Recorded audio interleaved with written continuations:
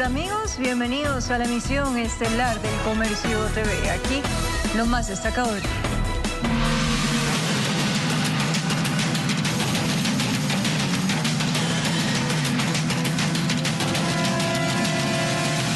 Este martes se registró una balacera entre integrantes de dos organizaciones delictivas en La Roca, el centro penitenciario más resguardado del país. 3 reos fallecidos y 1 herido fue el saldo de este hecho violento.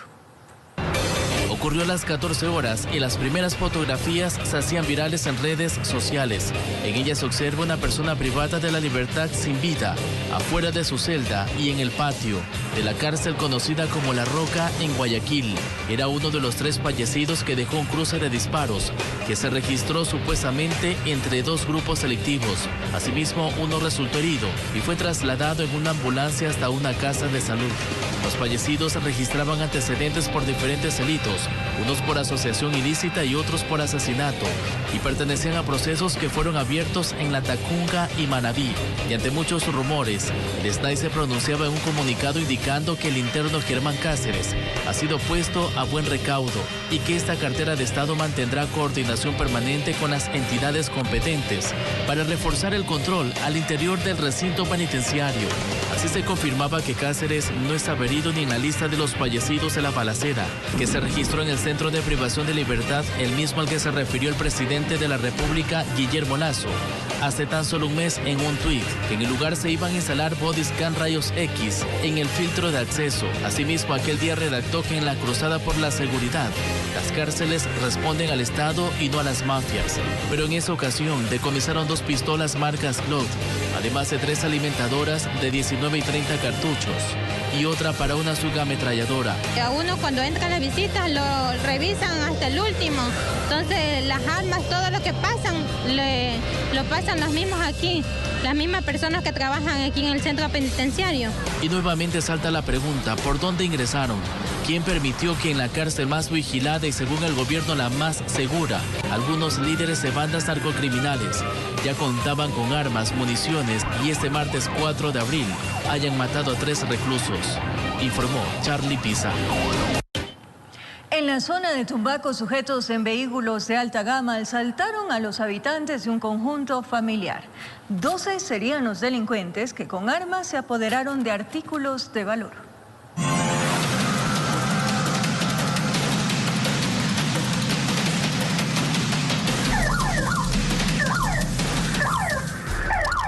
La noche transcurría con normalidad. El conjunto habitacional cuenta con todas las seguridades, pero para la delincuencia como que no hay imposibles. Hasta el sector La Fortuna, en la parroquia de Tumbaco, al oriente de Quito, llegaron 4 vehículos y como dueños de casa ingresaron sin contratiempos. Se estacionaron a lo largo de la calle, son 4 casas, 2 a cada lado.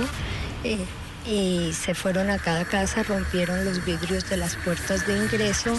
Los mismos propietarios de las viviendas se mostraron sorprendidos cómo consiguieron el control de la puerta automática para entrar como Pedro en su casa. A los afectados les sorprendieron prácticamente en pijama. A todos nos pidieron los celulares, las claves de celulares, la plata en efectivo, pidieron joyas y se llevaron el grabador de la cámara.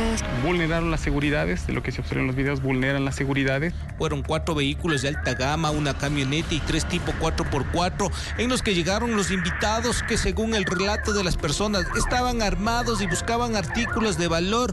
Fueron minutos de terror los que vivieron los ocupantes de las casas. Venían armados y en todas las casas nos amenazaron con pistola. Robo porque hay fracturas, ¿no? Hay fracturas, entraron con violencia, sí es cierto. Al parecer perfilaron a dónde tenían que ingresar, sabían que iban a salir con artículos costosos. El robo ascendería a varios miles de dólares. Sustraen objetos personales de cada uno de los domicilios, son objetos personales, no hay robo de televisiones, cosas así, no hay ese tipo de robo. Así como llegaron, salieron. De 10 a 12 fueron los delincuentes que hubieron en vehículos de alta gama. En Quito informó Iván Casamen.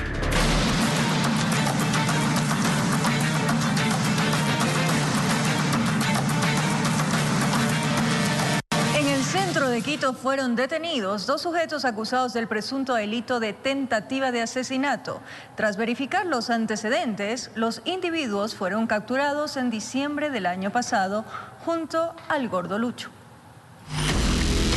En ocasiones la policía siente que su trabajo queda en nada y la indignación se convierte en reclamo. En diciembre del 2022, en el sector de Solanda fue detenido alias Gordo Lucho y parte de su banda, entre ellos un ecuatoriano y otro cubano, que horas atrás se vieron implicados en una tentativa de asesinato. Es impresentable para la sociedad, para la institución tener este tipo de hechos. Es personas que fueron detenidas el 9 de diciembre con tenencia ilegal de armas, con tenencia de sustancias sujetas a fiscalización en el distrito de Alfaro. La policía acudió a un llamado de auxilio en el sector de La Tola. En el piso encontraron a una persona sobre la vereda sangrando y con varias heridas provocadas con un objeto contundente. La víctima identificó a los agresores y la policía los ubicó a pocas cuadras del lugar. Eran 2 sujetos que fueron detenidos hace algo más de 3 meses cuando andaban con alias Gordo Lucho. Y vuelven a salir, vuelven a delinquir. Ahora hay un intento de asesinato. Yo no sé si tenemos que esperar después de la audiencia que se les va a dar medidas sustitutivas y que cometan realmente un homicidio para que ahora vayan detenidos. Ahora nuevamente fueron puestos a órdenes de la autoridad competente los detenidos, un ecuatoriano y un cubano, que son parte del archivo policial. Yo no sé qué esperamos, que realmente asesinen una persona o qué es lo que tenemos que ver como sociedad y como institución, pero lamentablemente no se da una buena articulación y no tenemos el resultado que como sociedad nosotros requerimos. Pertenecientes a una peligrosa organización criminal. El agredido puso la denuncia por tentativa de asesinato. Los golpes que recibió lo dejaron prácticamente sin poder moverse. El médico legista que certifica que la incapacidad de la víctima supera los 30 días. Entonces ya no estamos hablando de una simple agresión. ¿Será que en esta vez por los antecedentes y lo que hicieron se quedan fuera de las calles? La pregunta del millón. En Quito informó Iván Casamen. Un hombre murió luego de ser baleado cuando iba en uno de los asientos de un vehículo que circulaban por la avenida del Bombero cerca de Los Ceibos en Guayaquil. Una ciudadana que también iba en el carro resultó herida.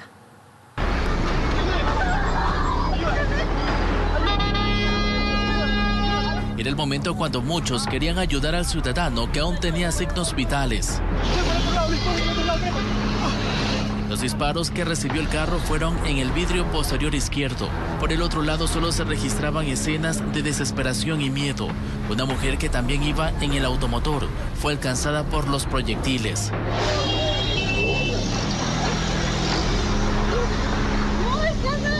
Ocurrió en la avenida del Bombero al oeste de Guayaquil. A pocos metros de ingresar a la avenida Carlos Julio Arosemena, donde agentes policiales hicieron el levantamiento de indicios. Y para esto la ATM cerró el paso vehicular en horas de la mañana de este martes. Al mismo tiempo se confirmaba que la víctima, Felipe Salas, una persona relacionada a actividades comerciales automotriz, había perdido la vida y la ciudadana que lo acompañaba fue hospitalizada. Según testigos, 2 sujetos armados los seguían en una motocicleta y los alcanzaron en ese lugar donde acabaron con la vida del señor Salas. La Policía Nacional investiga las motivaciones y la identidad de los autores materiales e intelectuales de este crimen, informó Charlie Pisa.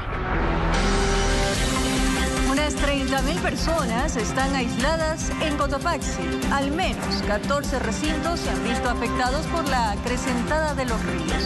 Les tenemos un completo informe más adelante.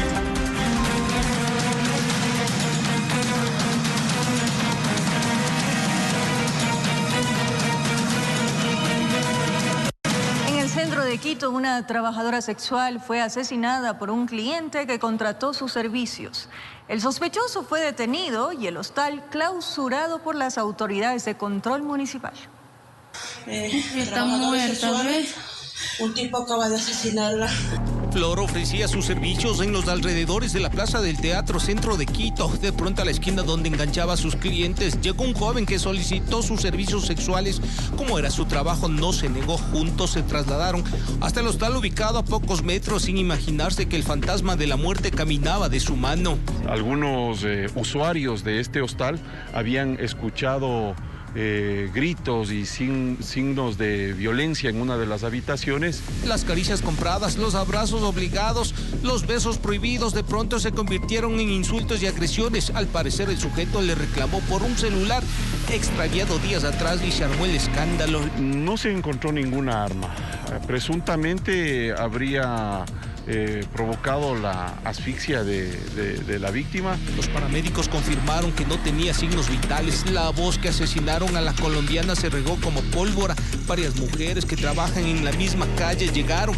El presunto asesino no logró salir, fue capturado. Las amigas y conocidas de la difunta le dieron unas cuantas caricias. Y no vamos a descansar hasta que se haga justicia. Justicia pedimos por la compañera de Colombia que ha sido asesinada. Luego de algunos minutos, el sospechoso fue entregado a los uniformados. El comandante de policía del DMQ indicó que en la zona hay muchos hostales que no están autorizados para este tipo de actividades, pero lo hacen de forma clandestina.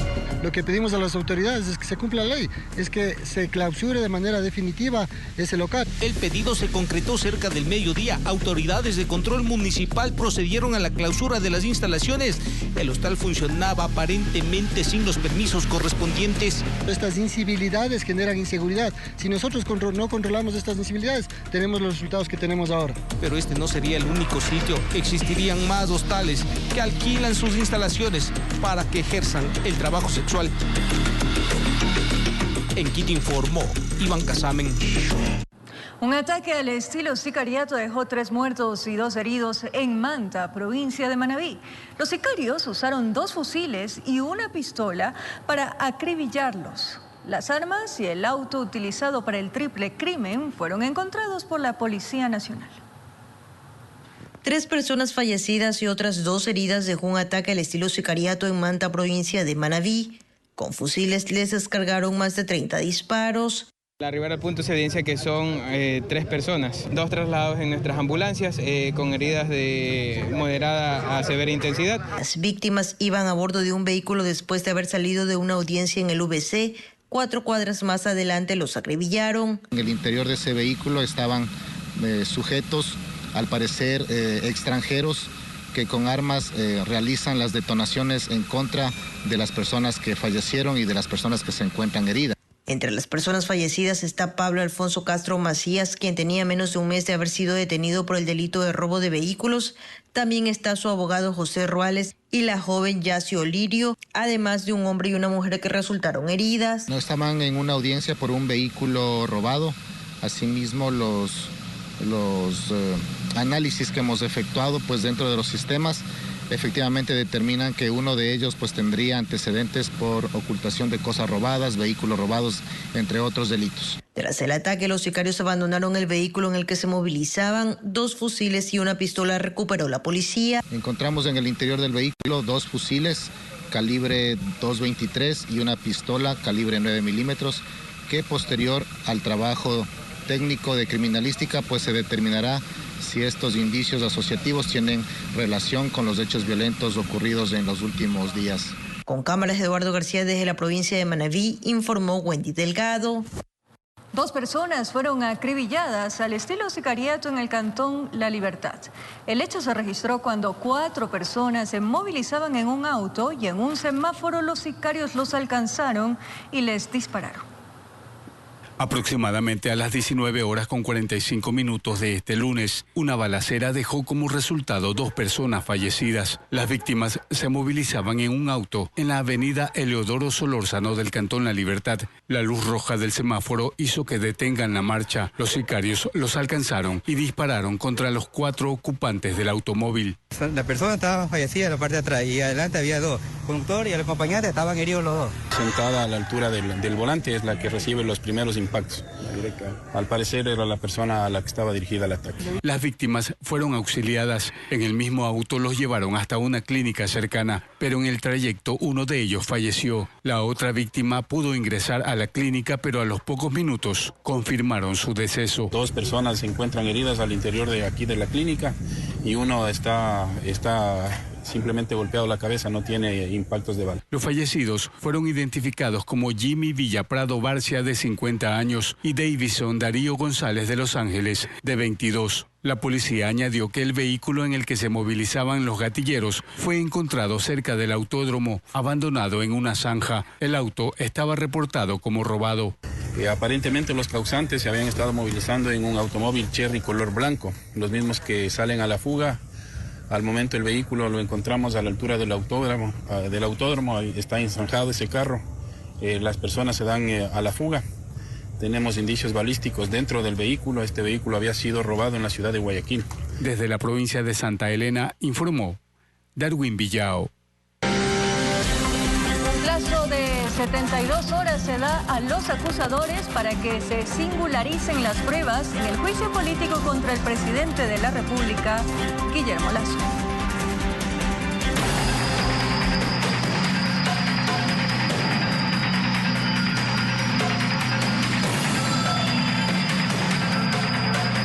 El puerto de Guayaquil, según datos de la Unión Europea, se ha convertido en uno de los principales puntos de envío de droga hacia el viejo continente.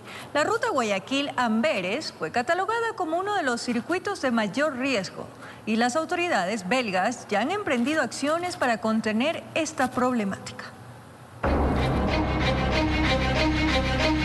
La carga enviada desde el puerto de Guayaquil se ha convertido en un verdadero dolor de cabeza para las autoridades europeas. Según estimaciones de la policía belga, la mayor parte de cocaína que ingresa a dicho país proviene de Ecuador. En el puerto de Amberes, en Bélgica, capturaron en 2022 110 toneladas. ¿De dónde venían esas 110 toneladas? De Ecuador. ¿De qué parte? Del puerto de Guayaquil. ¿Y por qué del puerto de Guayaquil? Porque no tiene escáner, pues. Solo en el 2022, nuestro país incautó 200 toneladas de droga y los decomisos en puerto incrementaron un 42%. Esto va a seguir sucediendo en tanto no logremos desplegar dispositivos de control pre-embarque. Además, se necesita instaurar mecanismos contundentes de control post-embarque para evitar la contaminación posterior. Esta situación obligó a funcionarios de la Unión Europea a tomar medidas para reducir el ingreso de droga a sus puertos. Y una de las medidas fue la automatización de los diferentes puertos. Con ese, pues, redujeron la presencia humana en territorio y la contaminación que puede darse por la corrupción existente. A decir de expertos, el desbordamiento del narcotráfico en el puerto principal se debe a la carencia de mecanismos tecnológicos de control. Ahí la pregunta que yo haría es, ¿y por qué no tiene escáner? Porque el gobierno se supone que tiene puertos concesionados, porque le vienen dando largas al Estado y le dicen, ¿sabe qué? Sí, pero esos escáneres son dificilísimos de conseguir. Eso se demorará por lo bajo siquiera unos 2 o 3 años. No, señores.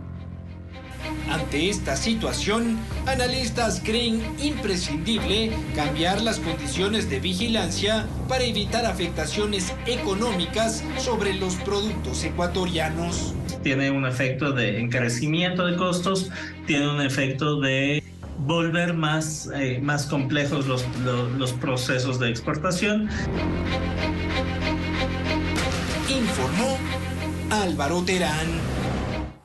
Hallan los cadáveres de 2 hombres en un terreno baldío del noroeste de Guayaquil. Según la policía, las víctimas fueron llevadas hasta el sitio para ejecutarlas con armas de fuego. En la escena del crimen se hallaron más de 20 indicios balísticos. La luz de la mañana confirmó la sospecha de los habitantes de la cooperativa Reinaldo Quiñones. Los disparos que habían escuchado la noche de lunes se habían acabado con la vida de varias personas. 2 hombres, para ser más específicos. Entre 25 y 35 años, de sexo masculino, una de las personas presenta una discapacidad. En la escena del crimen, los uniformados hallaron 23 indicios balísticos La mayoría estaban recubiertos por la tierra y la maleza del sitio. La hipótesis que se maneja es que serían personas ya seleccionadas por organizaciones delictivas. En este sector del noroeste de Guayaquil, los moradores optaron por reservarse sus comentarios. Tan solo indicaron que los ciudadanos asesinados no vivían ahí. Se espera que en las próximas horas los cadáveres de las víctimas sean identificados por sus familiares en el laboratorio de criminalística de la zona 8. Informó Eric Zambrano. En Macas, luego de cometer un ataque a mano armada que dejó como saldo 5 personas heridas, una banda delictiva que intentaba huir de la policía se accidentó en la vía hacia Puyo. Los 6 integrantes fueron detenidos. 4 de ellos son adolescentes. Tras una larga persecución, una banda delictiva compuesta por 6 personas que intentaba darse a la fuga tras cometer un ataque a mano armada en Macas, Morona, Santiago, fue detenida en la vía hacia Puyo. Los delincuentes se accidentaron cuando el personal policial los alcanzaba, perdiendo el control del vehículo. Se hizo la retención de los sujetos y un vehículo en el cual se encontraron cartuchos 9 milímetros, de igual manera cartuchos calibre 38, en el sector de San Luis y Ninquis. Posterior se realiza la captura de 3 ciudadanos, los cuales al ver la presencia policial se dan a la fuga. Una vez que son retenidos por la fuerza policial, se evidencia un arma de fuego calibre 9 milímetros. Continuando con las investigaciones, se procede a la detención de una ciudadana, la cual habría facilitado los medios logísticos para la ejecución de este hecho delictivo. Los aprendidos, según la policía, son de Guayaquil. No registran antecedentes penales. Steven B., de 20 años de edad, Michael P., de 19 años de edad, Elías S., de 22 años de edad, Aarón R., de 19 años de edad, Catherine S., de 26 años de edad, y de un menor de edad de 17 años, Justin R. Los implicados están relacionados con un ataque a tiros en contra de varias personas que ocurrió la madrugada de este martes en el centro de Macas. Este acto violento dejó como saldo 5 heridos. Pudieron lograr la ubicación tanto en la articulación con la parte preventiva, investigativa y de inteligencia, ubicando a las personas que habrían cometido este hecho. A más aún hay las evidencias dentro del vehículo, que son los cartuchos 9 milímetros y las personas que después fueron detenidas con un arma de fuego. Informó Edwin Fernández. Fueron presentados los implicados en los desmanes sucedidos en un centro de diversión nocturna en Loja. Aquí se encontraron varias evidencias en donde se demostró que fueron los agresores a 3 personas con arma de fuego. Los heridos se encuentran en una casa de salud. La Policía Nacional presentó a los implicados en lo sucedido en un prostíbulo en Loja, en donde resultaron 3 personas heridas. Estas personas detenidas son de Esmeraldas y del Oro. Que tuvo como resultado final la detención de 6 ciudadanos y algunos indicios, algunos elementos de convicción que permitieron poder procesar a estos sujetos. Entre las evidencias encontradas, armas de fuego, municiones, celulares, dinero y droga. Nosotros presumimos y tenemos claros indicios que este caso se trata de un tipo de intimidación a las personas que tienen estos locales de diversión en la zona de tolerancia aquí en la ciudad de Loja. Estas personas, según las autoridades, pertenecen a bandas delictivas que tratan de intimidar a la ciudadanía para poder tomar poder. Orgulloso de la labor de la Policía Nacional del Ecuador, que está atenta para poder combatir a estas bandas que pretenden ponernos contra la pared y en zozobra. En Loja informó Marcela Constante Brito. Unas 30.000 personas están aisladas en Cotopaxi. Al menos 14 recintos se han visto afectados por la acrecentada de los ríos. Les tenemos los detalles más adelante. Además, un plazo de 72 horas se da a los acusadores para que se singularicen las pruebas en el juicio político contra el presidente de la República, Guillermo Lasso. Ya regresamos aquí en El Comercio TV.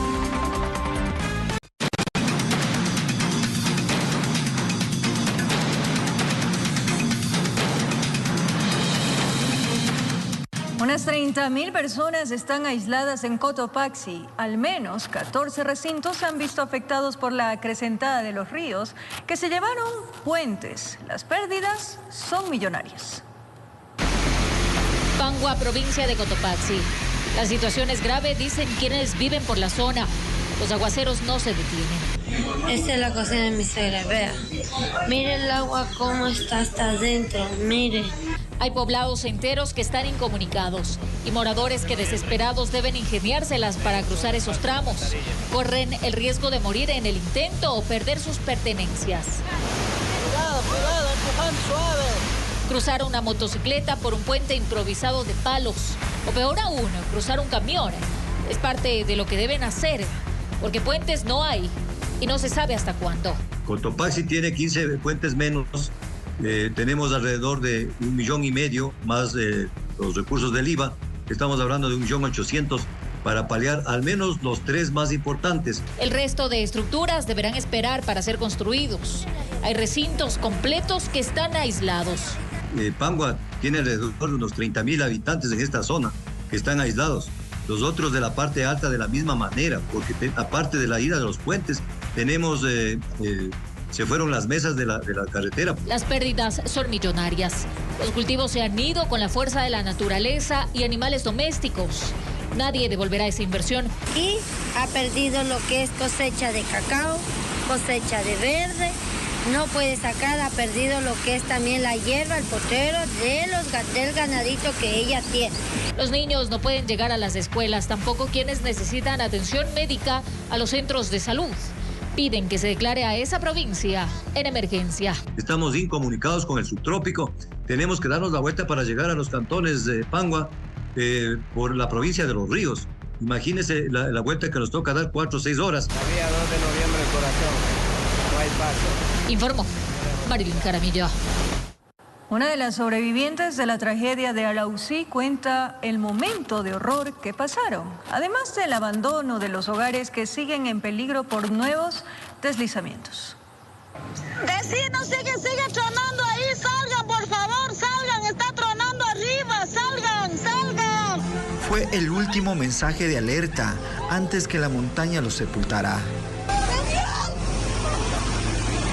Con nostalgia, cuenta Gina Arqui, una de las sobrevivientes. Para que destruya cinco barrios que luchamos y no nos escucharon. Dice además que hubo ofrecimiento para que no suceda la desgracia. Fueron los ingenieros que nos iban a poner mallas, que nos iban a poner palos, que eso solo iba a quedar aquí nada más. O sea, esa era la idea de... Ella y su madre trabajan en esta hostería, por donde pasó casi rozando el alud. Ahora han quedado en el olvido. De la misma manera, otros barrios se salvaron, pero siguen en zona de riesgo. Aquí, en medio del silencio sepulcral, encontramos a cientos de perritos, muchos resguardando el hogar de su familia humana. Más adelante, en zona de riesgo, estaba doña María, de 81 años. Se resiste a salir. Ella fue evacuada y regresó a su hogar. Por abajo había una amiguita, se llamaba Blanca Flores. No sé si saldría ella. A mí también fueron cargando de aquí los bomberos. En esta iglesia cristiana cuentan que estuvieron más de 30 personas el día del desastre. Prácticamente quedó intacta, todos salieron ilesos. Aducen que fue un milagro. Con imágenes de Nicolai Altamirano en Alausí, informó Darwin Altamirano. Más adelante, la fiscal general del Estado aseguró que el asesinato contra Rubén Cherres no frenará las investigaciones por alcanzar la verdad en el caso Encuentro y León de Troya.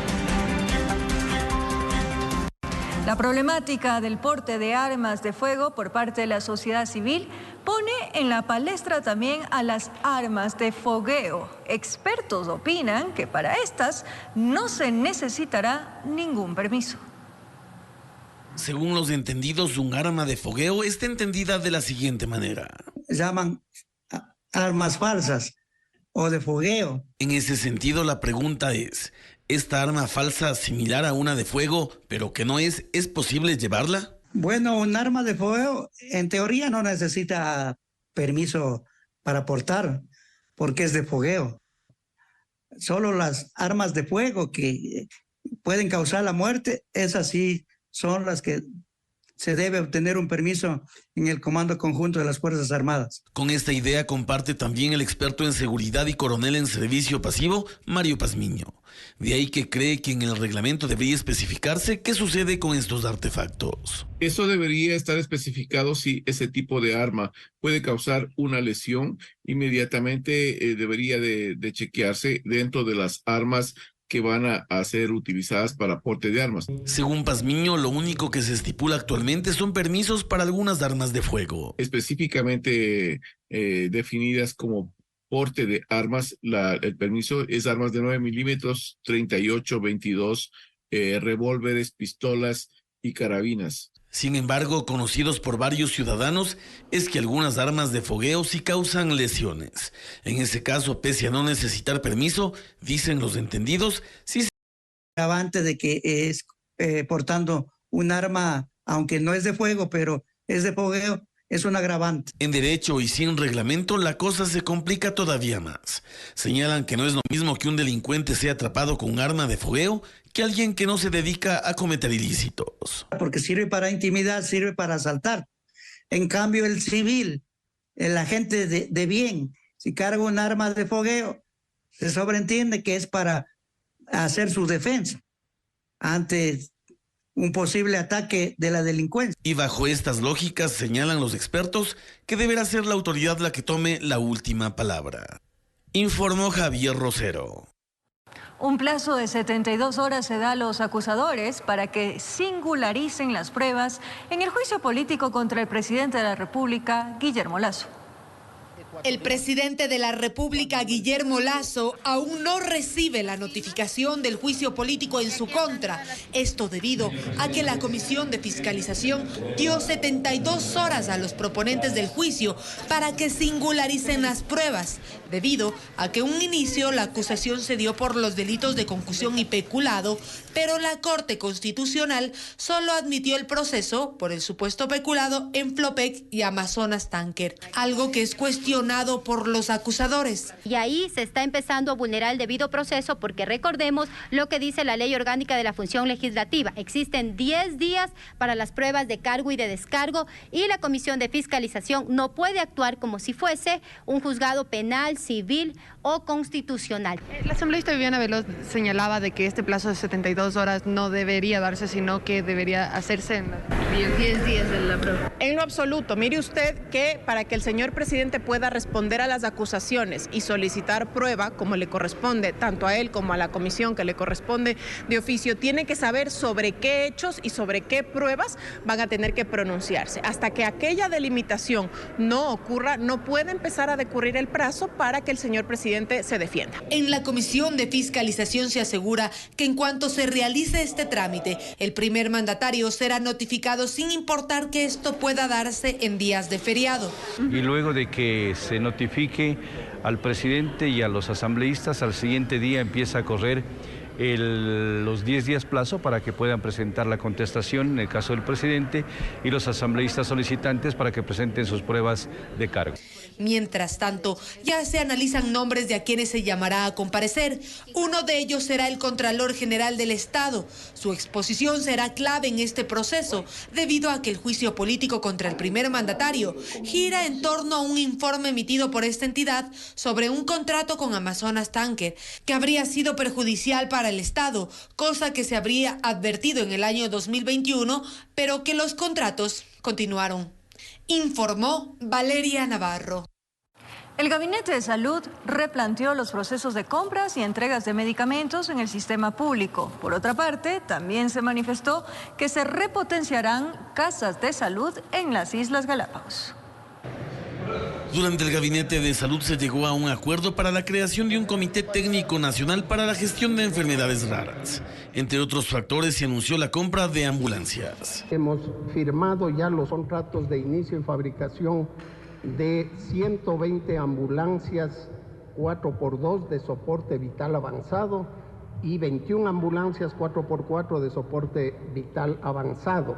Estas ambulancias serán entregadas, las ambulancias 4x2, en los próximos 6 meses y... La entrega de las ambulancias está prevista en 3 fases. Serán entregadas las ambulancias 4x2 en los próximos 6 meses y hasta final del año en diversos embarques, y las ambulancias 4x4 en 200 días. Desde el IES se espera que lo más pronto posible se llegue a firmar el convenio que les permita contar con nuevo equipamiento móvil. El IES va a ir de la mano con el Ministerio de Salud en la contratación y adjudicación de 123 unidades de ambulancias. Histórico el día que en los próximos días logremos firmar este convenio, porque será la primera vez en muchos años que el IES tenga ambulancias nuevas, renovadas, que tanta falta le hacen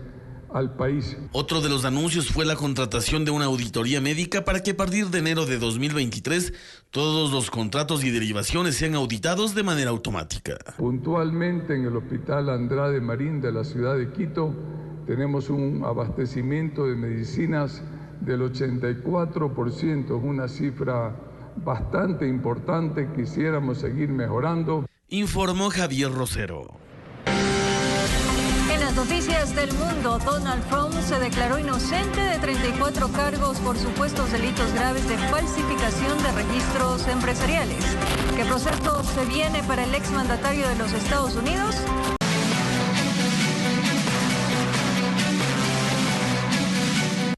El asesinato contra Rubén Cherres no frenará las investigaciones para alcanzar la verdad en el caso Encuentro y León de Troya. Así lo asegura la fiscal general del Estado, Diana Salazar. El asesinato de Rubén Cherres, ocurrido el pasado viernes 31 de marzo, es investigado por la Fiscalía General del Estado. Si bien el hecho ocurrió en Santa Elena, la indagación previa se ha trasladado a Quito bajo el enfoque de delincuencia organizada. El hecho de que él haya desaparecido ahora no significa que desaparezcan los elementos con los que ya cuenta la Fiscalía para seguir avanzando con la investigación. Y tenemos maneras de llegar a la verdad. La fiscal general del Estado, Diana Salazar, compareció ante la Comisión de Participación Ciudadana de la Asamblea Nacional. Entre los detalles que se brindó está el siguiente. No se ha entregado aún el cuerpo. De hecho, en este momento se encuentra una abogada tratando de recuperar el cuerpo a través de un poder que indica un familiar cercano del señor Cherres le ha entregado. Rubén Cherres contaba con una orden de detención que dictó la Fiscalía el 21 de enero del presente año. Sin embargo, esto no se efectuó. Para el cumplimiento de la orden de detención, se deberá entregar dicha boleta a la Policía Nacional. Es decir, no está en la competencia de la Fiscalía ubicar, localizar o aprehender a persona alguna. Y lo importante es saber por qué la policía no actuó desde enero. Para esta respuesta se convocó al ministro del Interior, Juan Zapata, mismo que no acudió a la comparecencia, algo que fue criticado por los asambleístas. Los responsables directos de ejecutar una orden eran precisamente la policía y el Ministerio del Interior, comandando pues evidentemente a la policía. Entonces, en este caso, quien tendría que haber respondido eran ellos. No vinieron, que ocultan, que no quieren que el país sepa. Zapata será nuevamente llamado a la Asamblea para responder estas interrogantes. Rubén Cherres era una pieza importante en las investigaciones de los casos Encuentro y León de Troya, que tratan supuesta corrupción en las empresas públicas, vínculos con el narcotráfico y con la mafia albanesa. Informó Valeria Navarro.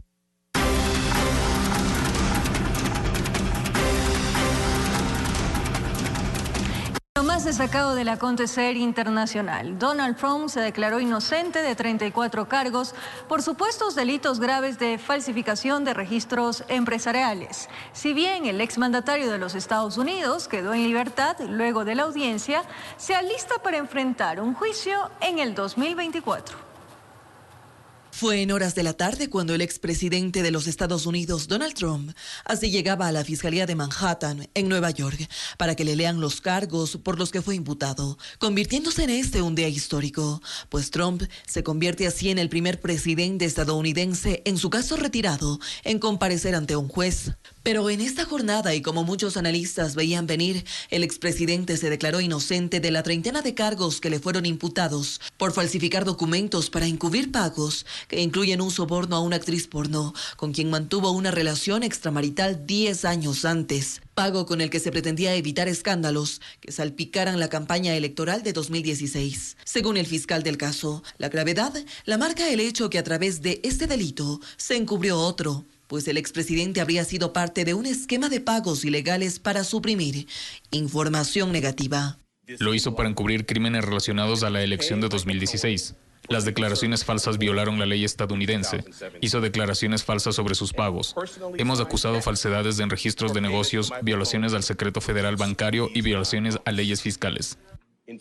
En total, los cargos del expresidente de los Estados Unidos están relacionados con un pago de $30,000 a un portero que estaba tratando de vender información sobre un niño que Trump supuestamente engendró fuera del matrimonio. Otros $150,000 a la exmodelo de Playboy, Karen McDougal, y un pago de $130,000 a Stormy Daniels. Tras la lectura de los cargos, Trump se retiró y se dirigió hacia su mansión en el estado de Florida. Desde ahí, en horas de la noche se pronunció mediante una conferencia.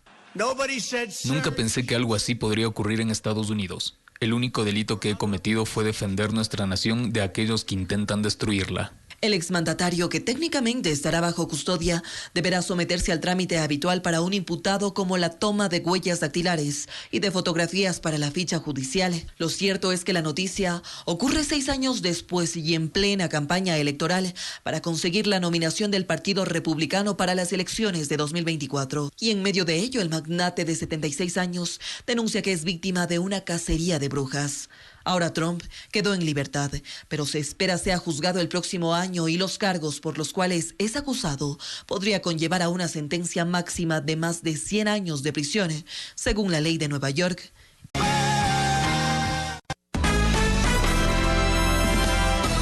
Para este miércoles se tiene prevista la posesión de la nueva secretaria de Comunicación en el ECU 911 de San Borondón, en la provincia del Guayas. La nueva funcionaria será Wendy Reyes, experta en comunicación política, quien asumirá ese cargo tras la salida de Andrés Seminario. Reyes se convertirá en la 4ª persona en manejar la SECCOM en los 2 años de gobierno del presidente Guillermo Lasso. Ahora vamos con una ayuda social. Boris Alexander Cumbe Alvarado desapareció el lunes 3 de abril en el sector de la Florida, al norte de Quito. Sus familiares se comunicaron con él durante la tarde, pero hacia la noche ya no respondió las llamadas.